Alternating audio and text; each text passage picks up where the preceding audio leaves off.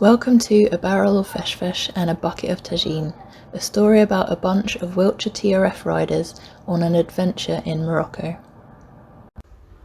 Hi, I'm Louise Dell. And I'm Jamie Miller, and we're going to take you through the trials and tribulations of our little adventure in Morocco. So should we talk about the practicalities of getting the bikes over there, the kind of arrangement that we did to start the journey, basically? Yeah, absolutely, yeah. So initially, Mark had a good idea of how to get there because he'd done it before. So the plan was to get everyone down to Gibraltar by flight, and then Mark would, with all the bikes in the van, he would get over to Spain, to Santander, I think he went to. That's right, yeah, he went via Santander, yeah. And then he'd ferry them all the way down to southern Spain, where we would then congregate in the hotel. Algeciras, yeah, that's right. And there's quite a lot actually to plan just around that, and big kudos and thanks to Mark Flight for doing what he did, because he really put some effort in there. So we had to obviously get the carnet sorted out for the bikes, and although that was, I think, reasonably straightforward, I didn't do anything about it. That was Mark Flight that did that, and he seemed to get it through without too much problems, didn't he? Yeah. Then we had to make sure we'd given our V5s to him, and we also wrote a letter saying that we gave him permission to take our bikes, across borders, sort of thing, in case it was a problem for him.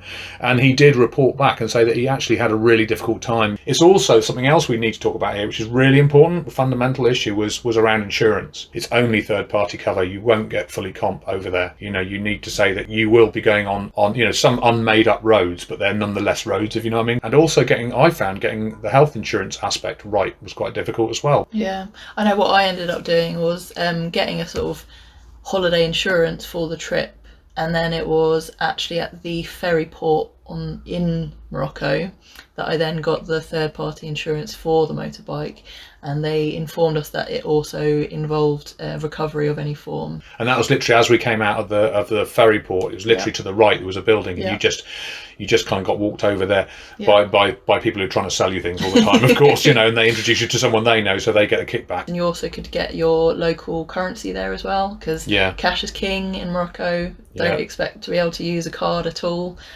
So we either had euros or the local currency dirham. And that's how we went through the whole trip, I think. Yeah, absolutely. And you can't take their currency. You can't buy it outside of the country, and you can't take it out either. So you have to get it when you land there. So the backstory. Yeah, so I think it's probably useful for people to know a bit about the pre-planning and the sort of effort that goes into something like this before you actually get to do the adventure itself, because there's quite a lot behind it, isn't there? Definitely. I don't think people tend to realise that, for example, I spent as much on my bike before we went as I did on the trip itself. So and that was just to get the bike prepped to the level that I sort of wanted it to be. I was quite serious about prepping it. We did, checked and changed all the bearings. I put new chain and sprockets. I think we all pretty much went with the same tyres, didn't we? We went with Moto Z's, yeah? Ralzi's, Ralzi's, and they were really, really good, I have to say. Clean new air filters, oil filter changes, all those sorts of things, really. I bought extra additional spare levers, brake lever, front brake lever, rear and clutch, etc. All those sorts of things, and packed those and took those with me. And I think that probably takes us to the next bit, which is about what do you take? Absolutely. And for tools, so I did a lot of the prep myself, but when I did that work, I used all the tools that I was going to take with me. So then if there was anything missing, then I'd add to my toolkit, and therefore I'd always have everything I need. Wow, that's really sensible.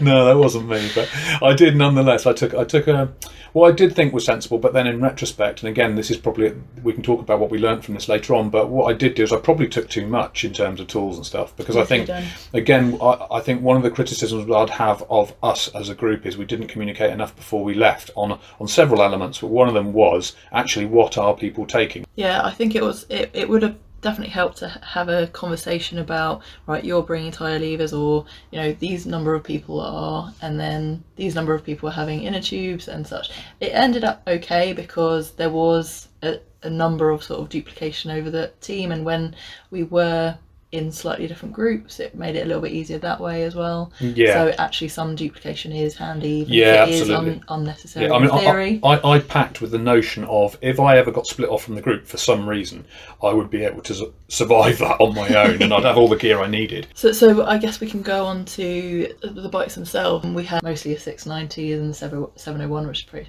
pretty much the same bike. And then we have two other bikes, one of which was, I guess, a bit heavier but equivalent in terms of long range, and then we had another bike that was smaller, maybe less capacity, and going back to the kind of fuel range of that bike.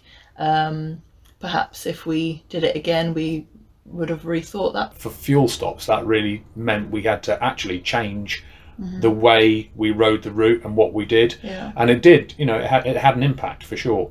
And it did lead to, I think, additional fuel anxiety. I know I felt that. I was worried for him, but also worried for us, if you know what I mean, as well. Across the piece, are we going to be able to get over this particularly long stretch of off-road section and make it with the fuel we've got, Yeah. And this was my first incident. So a massive nail. And that was quite easily done because I'd practiced before, so I used all the tools that I had practiced with, and then trailside I was able to use them, so it was great.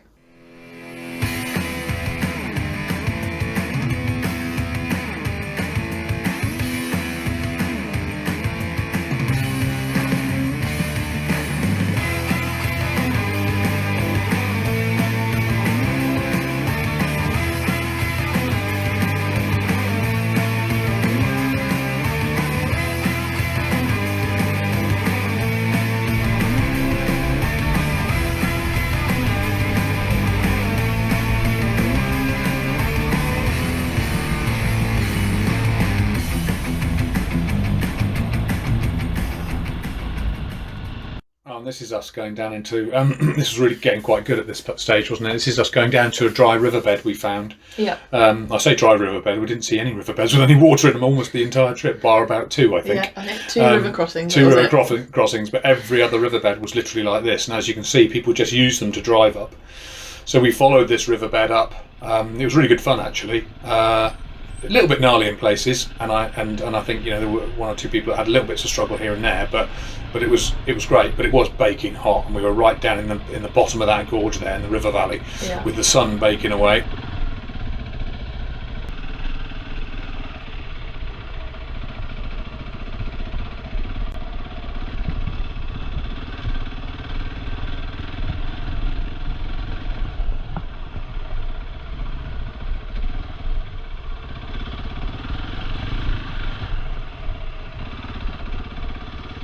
We started to notice this rather nice aroma, didn't we? Yeah, definitely. You saw me looking back a little bit back there, and this is the experience of some of the road driving. Like, essentially, people just want to get from A to B. They don't have the same courtesy as a lot of other countries that I've driven in. Whole lot of weed. I've been smelling it since we've been here. No, that's you. There's one over there as well.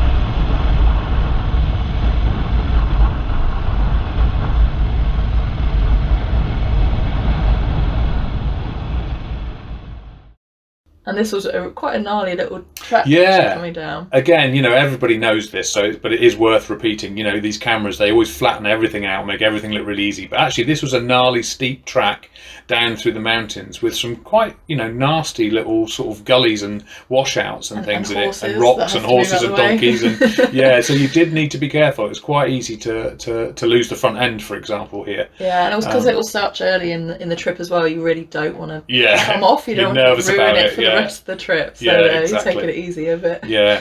But it was lovely nonetheless. I really, really enjoyed this. And it started to feel like real adventure, didn't it, when we started doing these bits? Well, that's how I felt. Yeah, this was like the first touch of kind of deserty vibe and weird stacks of hay. I don't know actually Yeah, what they are. great, aren't they? No, they're really cool.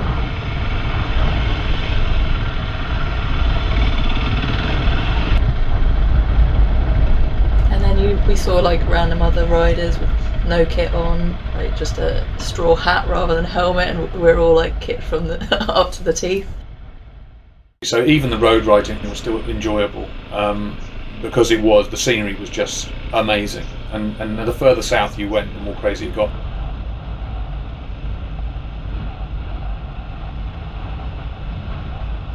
I think it was probably about 1 o'clock or 2 o'clock in the afternoon, and it was baking hot, wasn't it? It was really, really hot, and we came to this little tiny dirt village in the middle of the hottest part of the day. It really was hard work. I mean, I was sweating my cojones off doing that. Definitely. It definitely was our first like tension in the group. There was a bit of, are we trusting this route? Are we, how are we working together as a group? It was the first real test together. But it was also that lovely moment where we doubled back and we came back to that little village, and there was a guy standing there drinking a can of Fanta just by this sort of like gnarly looking old shack sort of thing, and I thought, I wonder where's he got that from. I wonder if he's a shop. And he didn't look anything like it, did it? So I walked in there and said hello to him, and he had a little shop, and lo and behold, he had freezing cold cans of Fanta. It was like, oh my god, yes please, let's have some of that. So I bought everybody a can, and we stood there and waited for the bikes to cool down because they'd all overheated, hadn't they, by then? Wonderful. And it was just brilliant, wasn't it? Wonderful. And they were so friendly as well. It was really nice.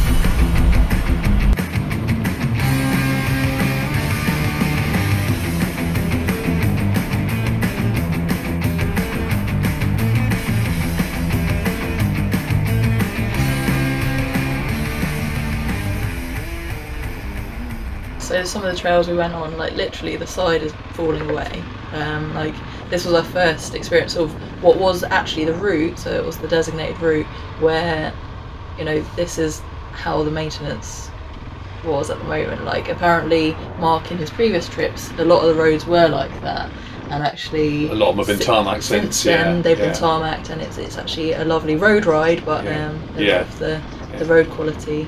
Yeah, it was bad. Yeah, but great fun for us. We enjoyed it. Headed towards the Atlas, which were at that time just this sort of shimmering shadow in the distance, and it looked big, and we kept riding towards it, and it just got no nearer. And I was just like, oh my god, how long is this going to take? We're on this massive plain, and it was just baking hot. And the mountains just didn't seem to get any closer at all, did they? And then eventually we got to the foot of those mountains where we just saw that footage, and then rode up through this spectacular scenery and into the mountains, and then we stayed up there for the night in a wonderful auberge up there.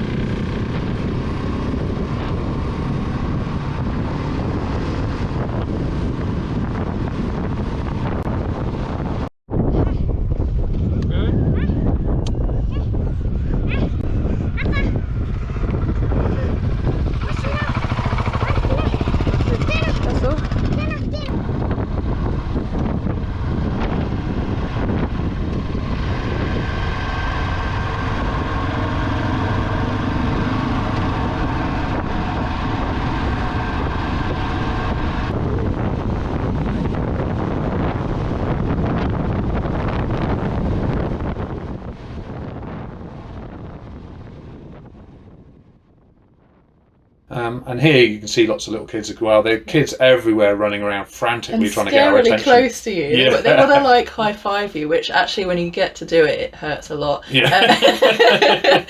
But they get so close, I'm like, oh please don't.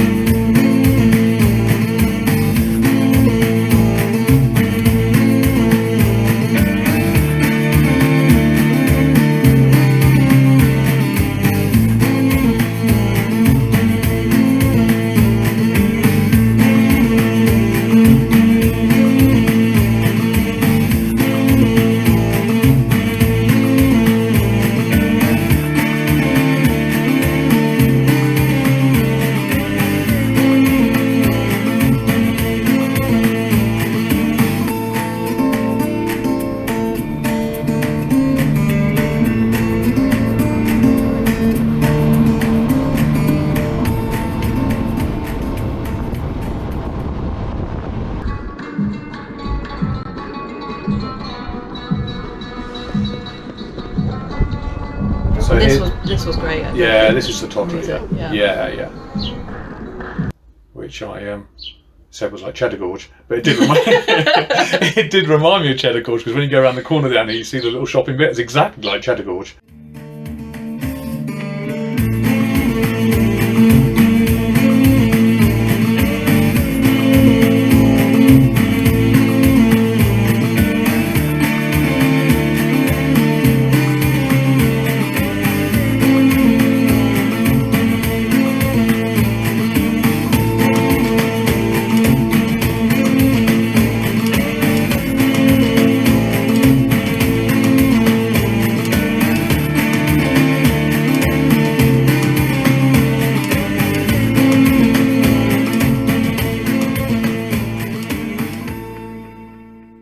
And this is, the most challenging bit of the whole trip for me. And it wasn't for everybody, but it was for me personally.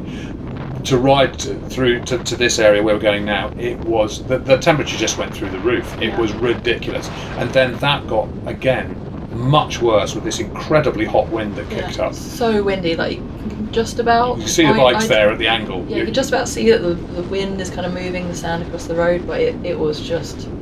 Yeah, just horrendous. It was really grim. And you can see now we're heading towards that huge dust cloud, which is a proper full-on sandstorm. And you can see where the sand's blown across the road. Yeah. And every now and then, as it got worse, which you'll see in a second, as it got worse, there you go, you can see the ferocity of the wind. As it got worse, the visibility just dropped and dropped and dropped. It literally just went almost black, went brown, didn't it? Just dark brown, as you can see here. Yeah. And then you couldn't see the rider in front of you, you couldn't see anyone behind you, and suddenly you'd disappear in a sand dune, and it was totally disorientating, boiling hot, and really quite intimidating. I found it really difficult. Others, a couple of people in the group said they thought it was amazing, they really enjoyed it. I was really glad to get out of this on the other side. I have to admit to being quite scared at this point. I was, not massively, but it did make me feel anxious. And I was like, oh my God, what happens if a truck comes the other way? Which coincidentally was the only other transport we'd seen, wasn't it? Coming a lot the other way. It was a huge lorry.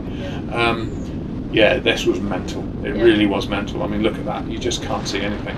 It was definitely one of those experiences I'll never forget. I'll never forget that. Yeah. And I'm glad I had the experience, but I didn't bloody enjoy it at the time. I really didn't enjoy this.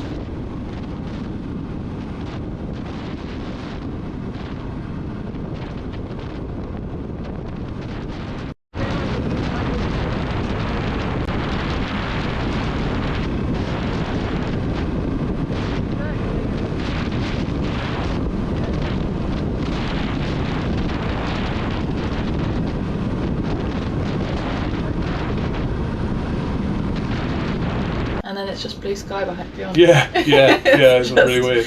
Crazy. And then we came out the other side to this village, and of course all the sensible locals, not a person in sight, they're all hunkered down indoors, and there's these idiot English people on bikes in the middle of the baking hot day in a sandstorm. What morons. Anyway. Englishmen and dogs or something? Englishmen and dogs in the midday sun and all that, but actually in a sandstorm makes it even worse.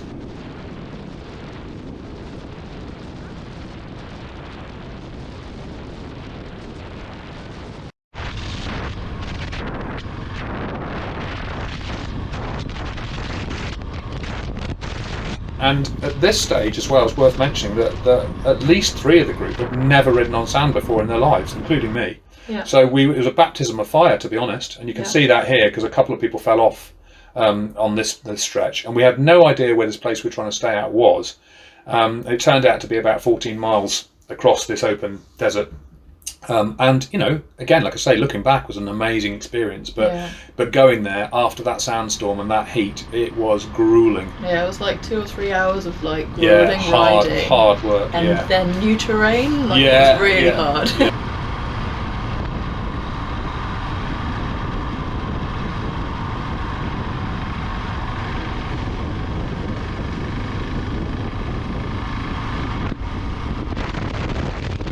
But we decided to get up really early in the morning, and we got up actually before sun rose, and we kitted our bikes up and just got out, as you can see here, and just went into the desert. And we knew what direction it was, and although there's a little track here, it literally runs out in about 100 yards, and then you're on this just amazing open area, and it was just brilliant. This is again one of the highlights for me. I so love this experience.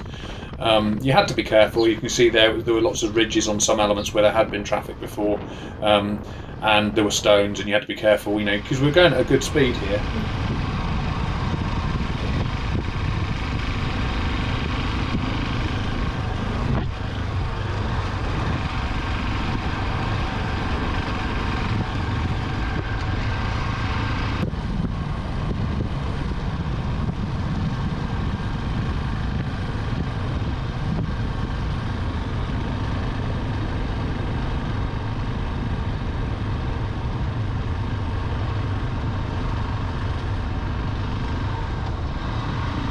But this was a really brilliant morning's ride, I have to say. It was just exquisite. It was what dreams are made of. This is the sort of thing I was really thinking about and dreaming about when we set about this entire plan in the first place, And this was magical.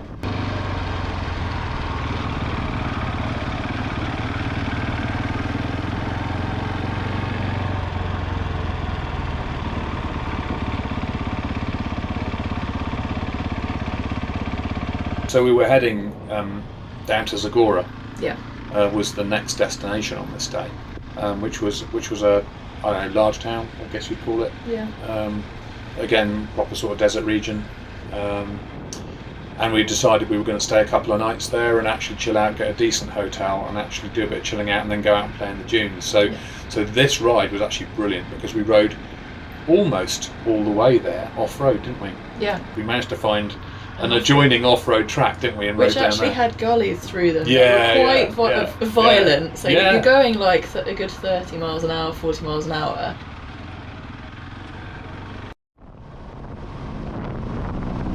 There's Mark ragging it, and luckily he didn't meet one of those gullies. But had he done so, he'd probably been in a mess. Yeah. So yeah, this was a great off-road day. Really, really this great. was after a really nice, relaxing evening with Paul and cooling off. That's right. We This then is had the a little following play. morning. Yeah, we had a little play in sand dunes. Yeah. And bearing our bikes. Yeah.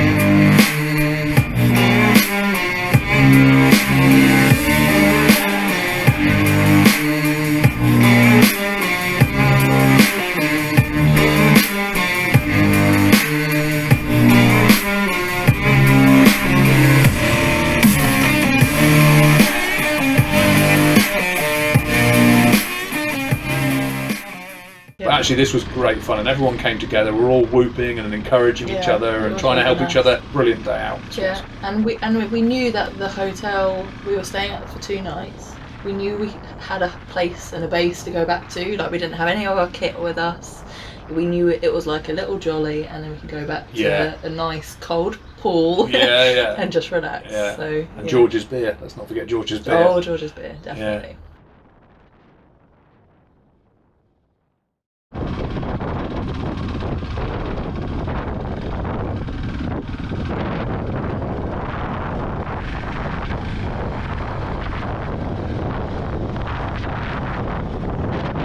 So Steve on his BMW here, he just couldn't help himself, with a big grin on his face, flying into every single dune or any bit of sand he could find, until eventually he managed to get a front puncture, and got so much sand in the bike, in the burying the bars in the sand, that the bike wouldn't turn back on again.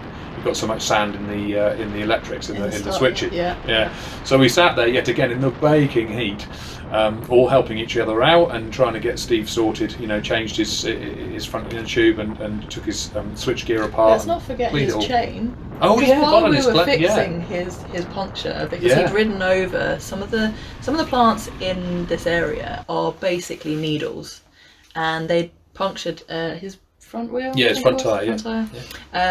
So while we were doing that, I think it was Mark Flight was holding the back of the bike, and he had a little look at the chain, just randomly, just as you do, and sees that one of the links is completely broken off. Yeah, so that was a close shave, and then we had to, after fixing it, we had to then try and take the most direct route back to the hotel, because that chain was not going to hold on for much longer. But we did find an amazing garage, or rather a guy introduced himself to us. He was out in his Land Rover and he saw us coming across the desert on the way into Zagora, and he was a lovely bloke, and he said, "Oh, you must come to my garage." And we went down, and sure enough, he had all the hundreds and hundreds of pictures on his wall of all the people from the Dakar and all this sort of stuff, and him shaking paws with various famous individuals.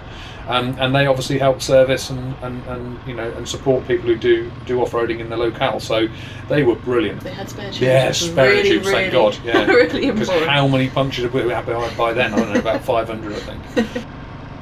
So as we leave, there's a truck here with, I think, horse and a mule, I think.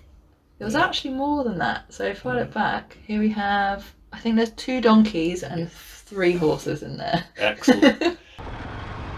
I was actually leading at this point, and we came to a divide in the track, and one bit disappeared down to the right hand side, and I looked down and I saw it had this kind of basically quite dangerous looking little, not little actually, quite a big washout sort of ravine bit in it, like a little gully that went across the track. So I took the left and then managed to avoid that gully, which was significantly large, and it only had one little space to get around it, and Randall and Mark Flight ended up in the same bit of space at the same time, and Mark took evasive action and disappeared into this gully and actually hurt himself, and he was none too chuffed. And it was one of those points it's worth noting, because it looked like he might have broken his wrist, but as it turned out it was a bad sprain. But there you are, you're in the middle of nowhere, and that can happen at any point at all. We were really quite far away from any we were on that road at that point, absolutely. We just kept on going, miles and miles and miles. Couldn't see any road. And so it brings that reality check back, and it wasn't the only time. I mean, there were several offs that people had. Unfortunately, Mark had 2 or 3 that weren't very nice. And thankfully his bike was tough as old boots, it has to be said, that Husqvarna, because there was no damage, and Mark was tough as old boots as well, to be fair to him. So Teeny Temper lived to tell the story, and lived another day.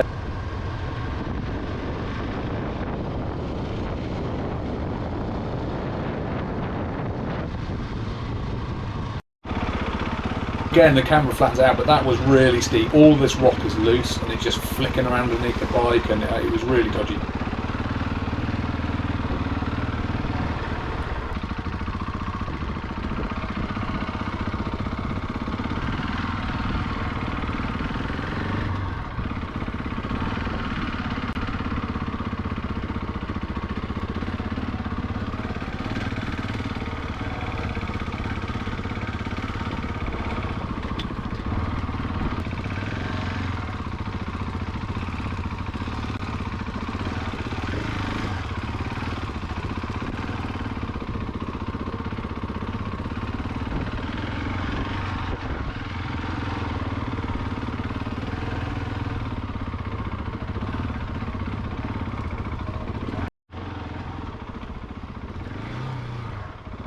So we went up here, and it's one of those wonderful, wonderful moments where literally this is my highlight of the whole trip this day, because we rode and rode and rode over the most incredible terrain all day long, weren't we? Literally from 7 in the morning till 7 in the evening, something like that it was. 12 hours of off-road riding. It was mega. and we popped out of this gnarly canyon here onto this huge open plain, and we were on that plain for I don't know how long. We must have ridden on that. It must have been 60 odd miles, 70 miles along this bit. Yeah, and it just opened out, and it just felt so. It felt like the documentaries you see, you know, that are professionally done. You just had like mountains on the left and the right, and just this big flat open area, and just a beautiful trail all the way through.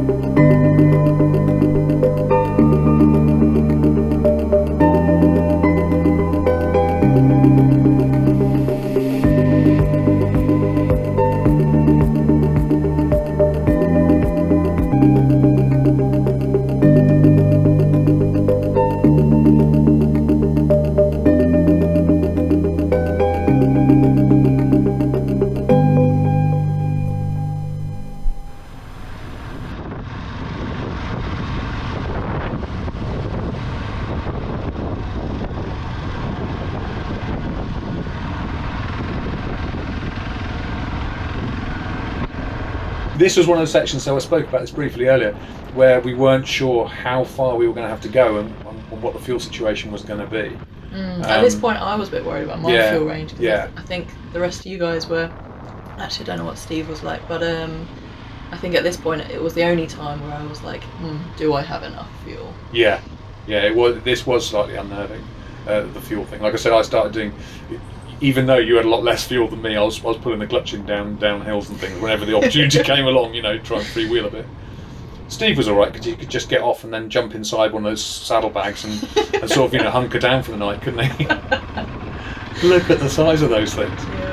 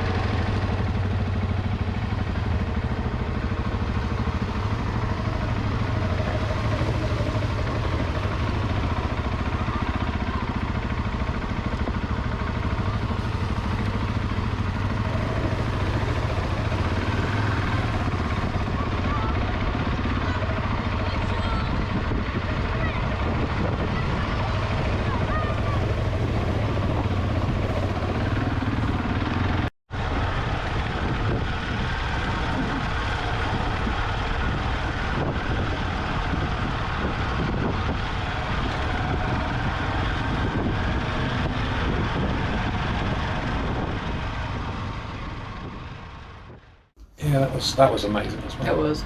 It did feel like a scene from like Star Wars or something. I had several. I'm a massive Lawrence of Arabia fan. I love that film, and I had several moments where I felt like Lawrence, screaming "No prisoners" at the top of my voice and riding across the plains. It was great. There you go. Some people will get that reference.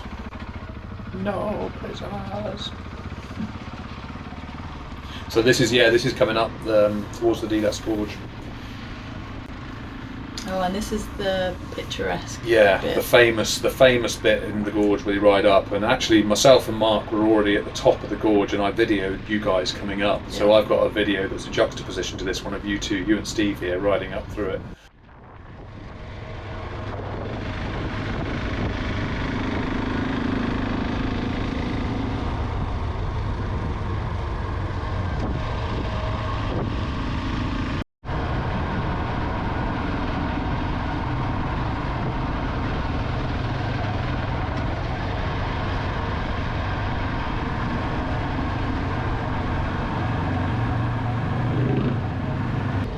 But it is impressive seeing the kind of infrastructure that have been put to keep the roads there. Yeah. Like back there, you could see some steps going up and down from the Yeah, road, yeah. and you know that that's been done pretty much by hand.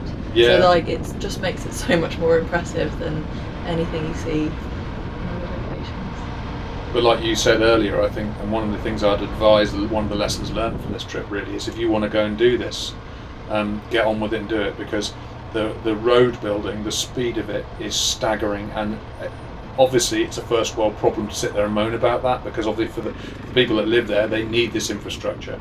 But this road here, for example, that's perfect timing. This is coming back over the Atlas and back to Agudal, and all of this section when Mark came before was all off-road, and we, don't get me wrong, we did mile after mile on this track here, for example, but we came out the top, over the top of these mountains here onto this, it looks like a motorway, didn't it? This brand new massive ribbon of tarmac that just ran all the way back to Agudal from this direction. And it was a real shame, you know, for us, obviously not for, as I say, for local people, but just know that the speed of this, there were people out every day working on these roads in each direction from the Agudal area. So you just know that, for example, this track here will no longer be a track, it will be a tarmac road in the very near future. So by this time it's getting quite late in the evening, and we had been riding from, I'm trying to remember now, but I should think from about 7ish in the morning, something like that. And we're trying to get back to Agudal to stay in the same auberge we stayed in on the way down, because that's one of the crossing points of the figure 8 of the route. And yeah, it was a long day, but it was so wonderful.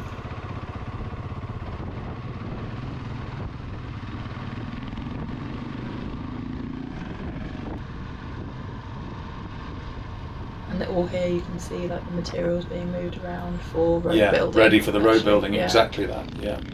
So it's quite sad really in a way. And here we go.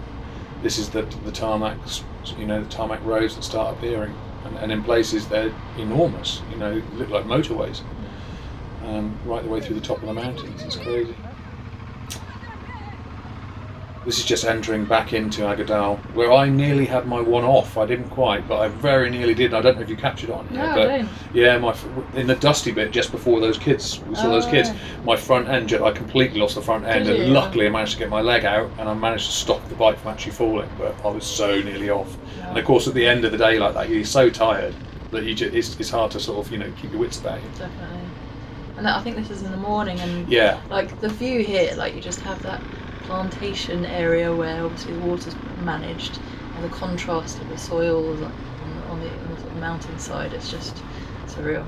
Yeah, and I was really struck, and again it sounds really stupid and sort of first worldy kind of comment, but I was really struck by the way the local people, that's what they do, day in, day out, literally from before the sun rises. They all get up, you can hear them all getting up and getting out there, and they are out there literally to keep that land green, you know, and they're digging trenches and making water courses and planting and harvesting and, you know, rearing their sheep and their goats and this, that and the other there, and that's their life day in, day out, grueling, grafting, hard work. And it just makes you feel like such a Western pleb when you see that, you know what I mean? And there we are, you know, I don't know whether you felt this, Louise, but that kind of juxtaposition between really enjoying being on your KTM 690 riding across these landscapes, and then realising what a spoiled little Westerner you are, you know. And it is a weird thing when you see the sort of the levels of graft and poverty, and, you know, the lack of resources and things that people have, and they don't take anything for granted there, that's for sure. Yeah, it definitely created sort of internal conflict. Yeah, usually for me I really struggle with elements of that.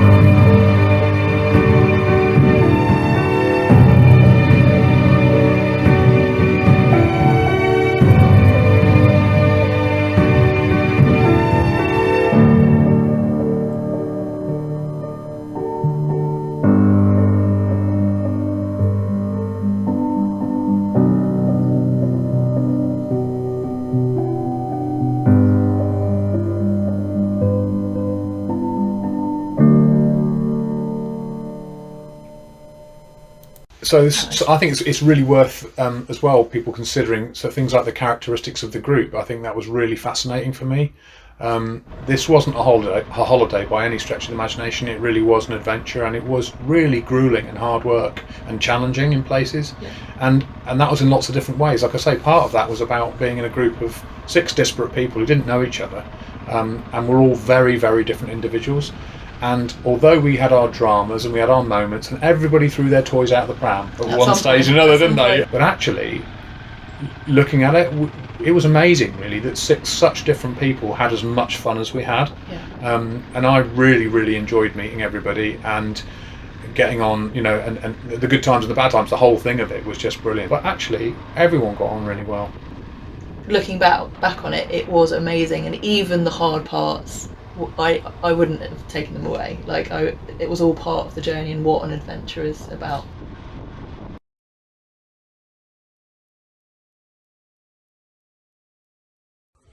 Morning. It's about 7:15 in the morning in the desert. Right now, a Burj Dinosaur, which is a place near City Alley, about 12 kilometres out from the village. We're in the Sahara, and the sun is just coming up in the desert. We had a bit of problems getting here yesterday. Not everyone fell in love with it because it's extremely hot. We got stuck in a sandstorm, and there was no defined road, but we were on the track, which is a case of following the GPS. And we had to come across this place, which is in the middle of nowhere. It actually is in the desert, like way out in the desert. There's not a lot here. We were due to be staying here for 2 days, but I think everyone just had a gutful of the sand yesterday. They wasn't quite expecting what we came across. We've got to go 30 miles in, let me see, it is that direction today, before we hit the nearest road. We've got enough fuel to make it to the nearest town, so that's all good. Just a bit of a baptism of fire with everyone trying to understand how you ride on the sand.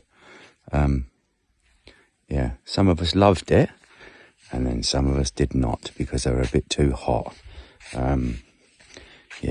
But good morning from the desert. So, here we are, on this trip in Morocco, right? I mean, it's been fucking hard. I can't tell you how hard it's been. I mean, look at it.